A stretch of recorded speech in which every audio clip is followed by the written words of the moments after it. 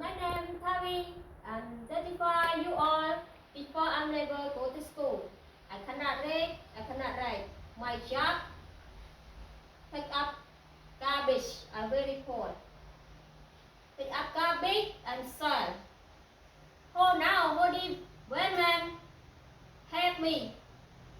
Take me go to school to sew, hoodie, sew, blanket, and make bracelet. So good. Take me on. Now, hoodie, man help very poor people, Cambodia, help people, the poor, American, all he have. Now I will sing song homeless. Chơi cho ba sao lan, chơi hơi mộng quay bay on. Cái complex nó nhạt ngày mòn, thịt là nơi on áo đôi chân. Ai giang một kim riêng, ai lời đó chia mình sai hết nấn. Anh chẳng phơ mắt ban on nét nấn, chơi cho chân gốc mất chất rơi. Hiện nay cái cũng sai không bon, ra đó phát tin làm nhỏi nó tốt chân. Má sao lần mình trời đi cần, anh chơi cho chân hút cái snai ha.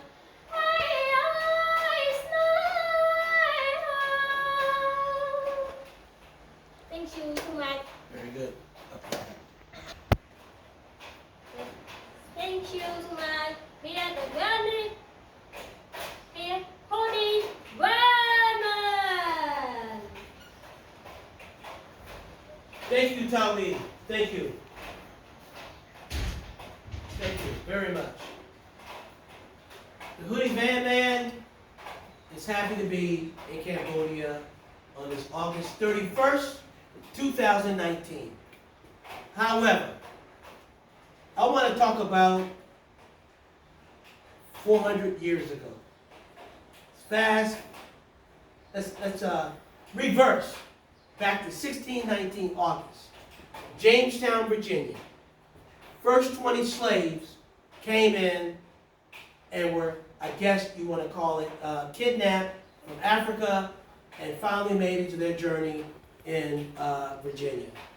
However, prior to that, the African slave trade was going on with the Spanish, Portuguese, shipped to Haiti, which was the Hispaniola at that time, and for the most part, brought to various parts of Europe.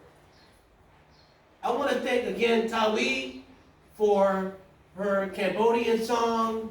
Briefly, if I can just talk about Cambodian history.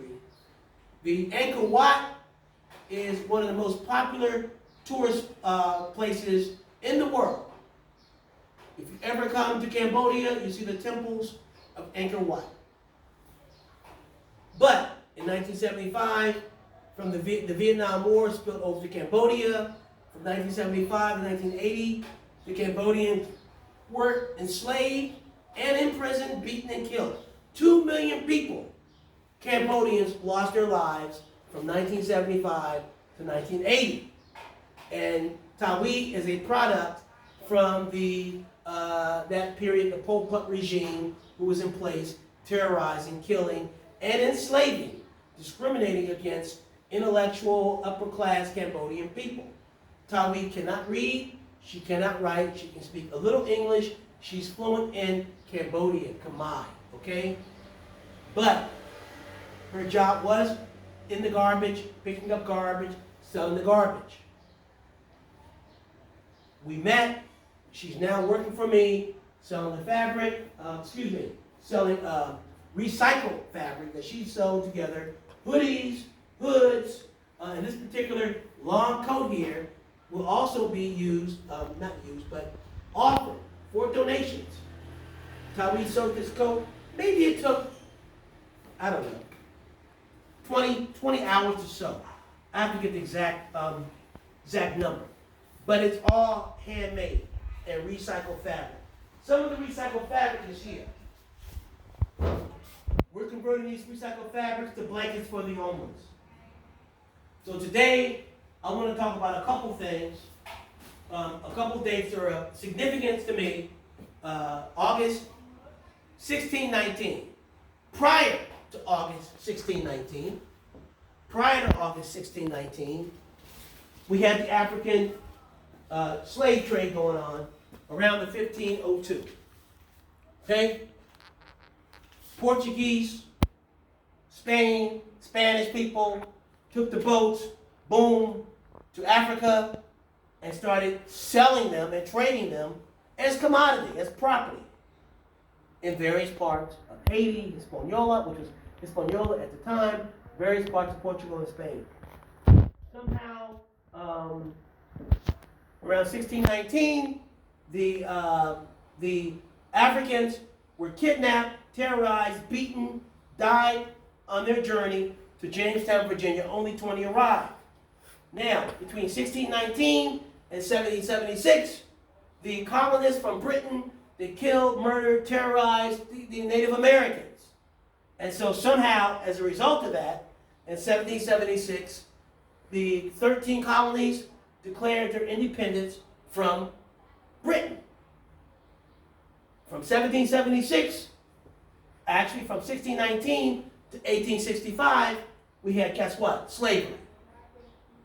That replaced involuntary servitude. Africans were beaten, slaved, separated from their families. There was fighting in the North, in America, fighting in the South, over cotton, over slave, over labor. So 1865, from 1860 to 1865, around that time, the Civil War ended. Approximately 500,000 Americans lost their lives, including some Africans too. Some Africans fought in the Civil War as well. Well, guess what?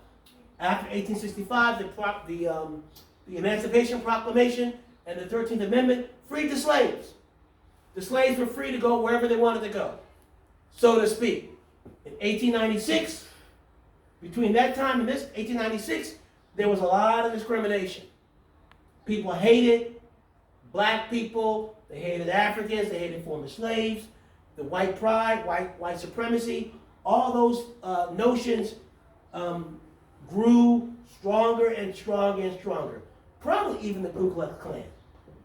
1896, Plessy versus Ferguson. The law declared black people and everyone separate but equal. In other words, you can have separate drinking, living, eating quarters, public, sitting on the buses and everything, all separate but equal. So black people, former slaves, freedmen, after 1896, had a right to be free and separate.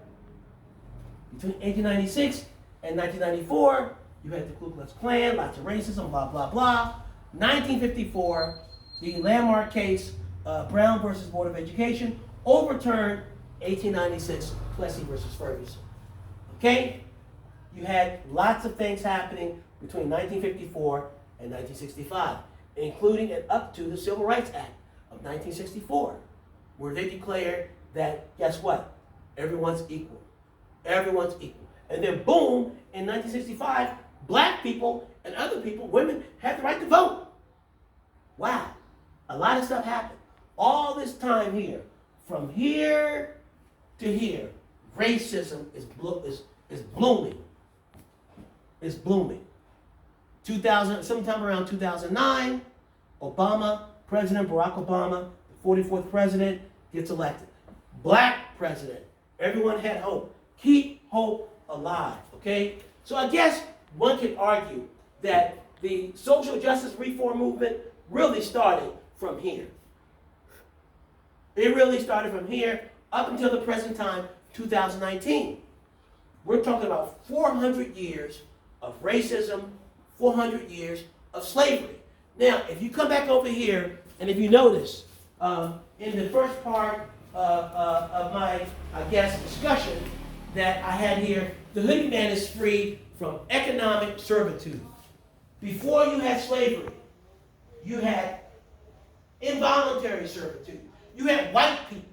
You had British people, Europeans, working the crops, working tobacco, working cotton, working sugar, all these farms and plantations. Somebody said, you know what? Let's get these inferior Africans here to work. So at that point, Africans were being traded, and then they were forced to do cotton, tobacco, you name it, on plantations, farms, and blacks were considered 2/3 human. Racism and discrimination somehow has been brewing for 400 years. Up until today, we now have a president, I'm not going to give his name, who has been branded and labeled as a racist. I want to talk about racism as it relates to criminal justice reform and social justice reform. Okay? The Hoodie Van Man is the executive director of a 501c3 organization. That means, guess what? We're trying to do fundraising. We're raising funds. But I also want to raise awareness of some of these issues that we have here. So, in relation to the criminal justice reform and social justice reform, they're not the same. Criminal means crime. Criminal means crime. Justice means equality. Reform means you change from one thing back to another thing. Form to reform. Richard Pryor said, just us. Guess what? America, everyone knows the status already, the stat already, and that is that 2 million Americans are locked up under the criminal justice system yearly. Of that 2 million, a substantial percentage are African Americans. How do you justify that when the African American population is only 13% of total 100% of Americans? So we have some discrimination going on there, okay? So I want to talk about more specifically on the next platform that I have, distinguishing criminal justice reform from social justice reform. Social justice reform means discrimination in housing. You didn't commit a crime, but guess what? You can't even rent and you can't buy a house. You can't buy a car. Criminal justice means, guess what? If you're black or brown or yellow or purple or green, anything other than white, you're more than likely to be locked up faster and quicker. So my next video will talk about more specifically how the criminal justice reform movement and the social justice reform movement and the solution for that. Thank you very much.